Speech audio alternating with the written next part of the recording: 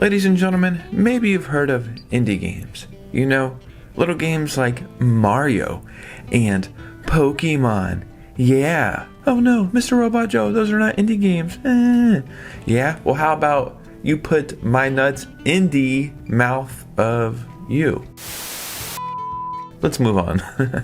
Yeah, man, indie games, they are amazing. They are what kind of kept the Nintendo Switch alive and took it to a whole nother level, in my opinion. And on the Nintendo Switch 2, man, we have some great indie game experiences. So in this video, we're gonna go over the top 10 indie games currently on the Nintendo Switch 2 that you need to play. Let's go and get right into this video. So we know that for the most part, every Nintendo Switch game is working on the Switch 2, but there are some exceptions. I just gotta let you know, I did the research for this video. I went game by game on a spreadsheet and made sure I found the top 10 indie games on the Switch 2. Better performance, load times, frame rates, all that stuff. These are the 10 best. So before we get started, if you could hit a like and subscribe, that would truly mean the world to me. Follow me on Twitter and Instagram so we can keep our amazing communities growing. And let's go and get right into this video. The first game we're talking about is the most recent one, and that is UFO 50. I gotta say, for a game of this magnitude that everybody wanted to come over, the way that they put this in a sizzle reel for like 5 seconds, what the hell is Nintendo doing over there? So what is great about this is a collection of 50 games.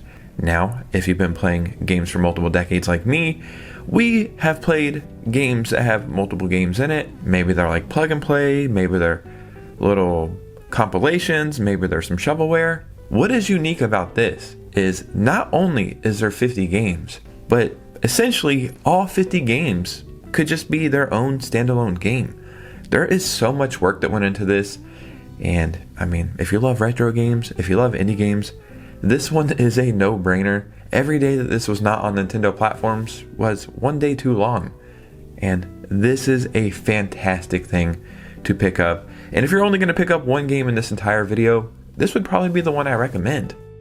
One of my favorite games of all time is Curse to Golf. If you've ever watched one of my eShop sale videos, every time this game goes on sale, I recommend it. But even when it's not on sale, like I think I bought this game full priced, and I've enjoyed every second that I've played it. The premise is simple. You're a golfer who gets struck by lightning, and you're sent to purgatory. The way you get out of purgatory is by golfing through 18 levels or 18 holes. Every time you play a hole and you lose, you go back to the beginning. And the way they make it not repetitive is every level is procedurally generated, so you never play the same hole twice. Now that seems like it can be kind of difficult, and it is, but there's all these extra abilities and power-ups that make the game super fun. Then eventually you'll get some power-ups to where you can save your spot, so if you die you don't have to start over. Dude, there's 18 levels, and I have still never beat this game after playing it for like 5 years or something. Some games are so amazing that you just want to support them like even more than you already have. Balatro is one of those games. I own it on another Nintendo Switch that I have digitally, but I just bought a physical copy just because I just gotta have this game even more somehow. This game came out, I believe, the beginning of 2024, and this was a majority of people's game of the year, and for great reason. It's a game that you could in theory play forever, and when you talk to people and you hear their playtime, there's a lot of people like taking advantage of that and will tell you that they have 500 hours in this game. Balatro is a hypnotically satisfying deck builder where you play illegal poker hands, discover game-changing jokers, and trigger adrenaline-pumping, outrageous combos. So I could sit here and tell you how amazing this game is and how you need to play it, but this is one of those games you just need to experience, and after playing it for 30 minutes, you'll say, okay, I got it. I figured it out. I can see why this game is a masterpiece. So another one of my favorite games of all time is Hollow Knight. We're waiting for Hollow Knight, Silksong. I'm just going to pretend that game doesn't exist anymore. Hollow Knight is amazing. And the crazy thing is, I knew I was not going to like a game like this. I don't like super challenging games. Metroidvanias have never really clicked for me. But I bought this on an eShop sale, and after 30 minutes, I just got like the vibes of the game, if that makes sense. Like the atmosphere and the overall aesthetic, it all just clicked, and I felt something. I think what I felt was that sense of wonder. I wanted to just keep exploring. I wanted to find new characters to talk to. I wanted to find new abilities. I wanted to see what the next location was going to be. It lived up to the hype and exceeded all my expectations. And to be honest, I didn't really have any expectations. What's great about this is I beat the game once and I was like, that was a peak gaming experience. It was just phenomenal. And you know, sometimes people ask you, hey, what's a game you wish you could experience again for the very first time? Hollow Knight would easily be one of those answers. Some way, somehow, the second time I played it, I felt like I got that experience. Like I felt like I was experiencing it for the very first time again. This is not only just one of the best indie games of all time, it's truly like a top 10 video game of all time in my opinion. We gotta talk about Vampire Survivors as well. This is a game that you just see some gameplay of and you're like, okay, I guess it's cool. But eventually I got around to buying it, and I think I played it until my Switch had died. And that's what this game is. It's like one of those games you're like, just one more game. Just one more game. And every session takes you about 30 minutes, so time just flies by. You literally only walk around. There's no buttons to press, there's nothing to do. All you have to do is walk around, kill enemies, get power-ups, and continue for as long as you can. I think I read or heard somewhere that the guy who created this used to work in casinos or on mobile games, so he understands how to like keep the dopamine flowing. Again, this is one of those games you just have to give a chance, but once you do, you are in for a treat. 100% Stardew Valley has to be in this video, because not only is it an amazing video game and an amazing indie game, it is a game, in theory, that you could play forever. And that's what's great about this game. You kind of want to play it forever. You know what I mean? It's not like one of those games where it's like, okay, I beat it, let me start up another playthrough, and that's why you have hundreds of hours in a game. This is a game you kind of nurture, and you continue to grow.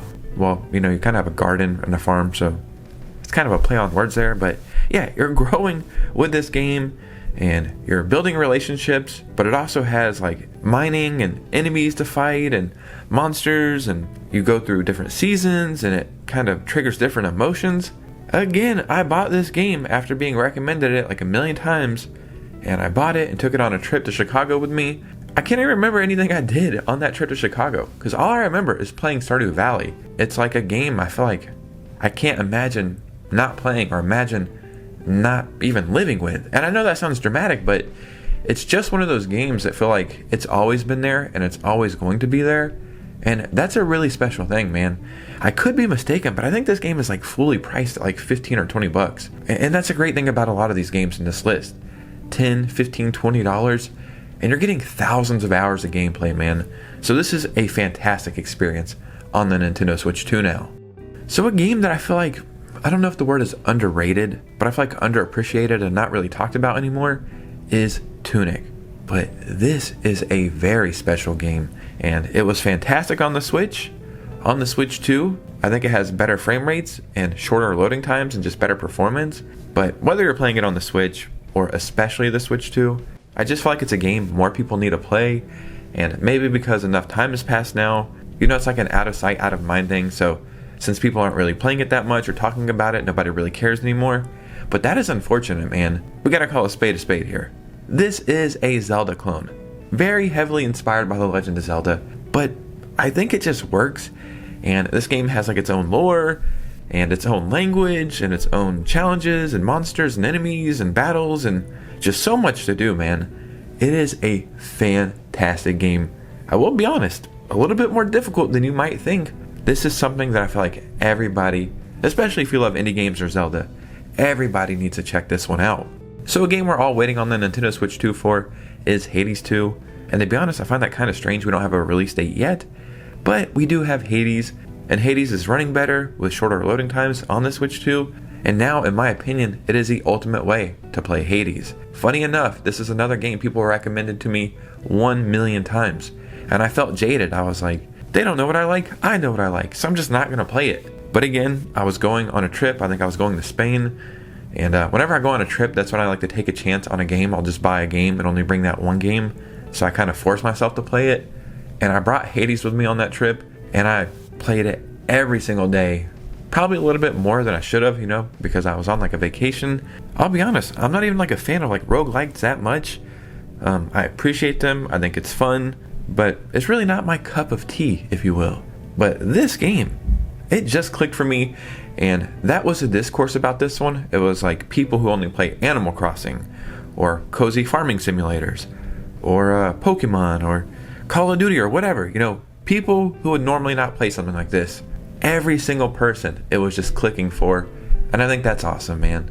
So a game that I really enjoyed on the Switch, maybe I was like blinded by how much I liked it, but I guess the performance wasn't that great, is Cult of the Lamb. I beat this game in like 30 hours or something, and that's because I just played it nonstop. I could not stop playing it. It was so damn fun. One of my favorite games I ever played on the Switch. But watching like other people play it, I'm like, oh, okay. I see the performance. I see the frame rate problems. I see the lagginess and bugs and glitchiness. I can see it, you know? But when I was playing it, man, I didn't really notice it. This game has benefited greatly on the Nintendo Switch 2. And again, I now think it is the ultimate place to play it. You can always find this game super cheap. Even the physical copy, like Walmart brand new, is like 20 bucks. And what's cool is it's called like the Cultist Edition or something like that. So it has a bunch of added mechanics and gameplay and content. And it even has co-op now. It is crazy like how off the rails this game gets sometime. Because the characters are kind of cute for the most part. Some of them look pretty weird and goofy. But then they start like doing crazy ass shit. And you're like, whoa, what is going on here, man? It almost feels like an episode of South Park or something sometimes. Play it on the Switch 2. It is going to be a peak gaming experience. And the last game we're talking about today is Risk of Rain 2. Maybe you own this on the Switch or you thought about getting it on the Switch. That was probably not a good idea. Like, yes, the game was on the Switch, but really, what was the reason? On the Nintendo Switch 2, this is peak gaming, man. This is where you want to play this game. Escape a chaotic alien planet by fighting through hordes of frenzied monsters, with your friends or on your own. Combine loot in surprising ways and master each character until you become the havoc you feared upon your first crash landing. A great thing about this game is it encourages you to play it over and over because you get new abilities, new items, learn different ways to play with new characters, and you can play solo, you can play with friends. I mean, it has endless possibilities, and just seeing the performance now on the Nintendo Switch 2, it's almost comical how it ran on the Switch. Ladies and gentlemen, these are the top 10 indie games currently on the Nintendo Switch 2. I mean, we have like a million other indie games you can play, but shorter loading times, better performance, better frame rates, all that stuff. These are the 10 best. My opinion, but also kind of like backed by some evidence. Regardless, man, you're going to enjoy one of these games, if not all of them. So in the comments below, I would love to hear from you guys. What are your favorite indie games or some indie games you hope make an appearance on the Switch 2? Just start a conversation down below. And if you made it all the way to this part of the video, if you could do me a favor, hit a like and subscribe. Follow your boy on Twitter and Instagram so we can keep our communities growing. Consider becoming a channel member. The Discord is in the description. We stream weekly. And you guys know me. I'll see you very soon with a new video. Peace out.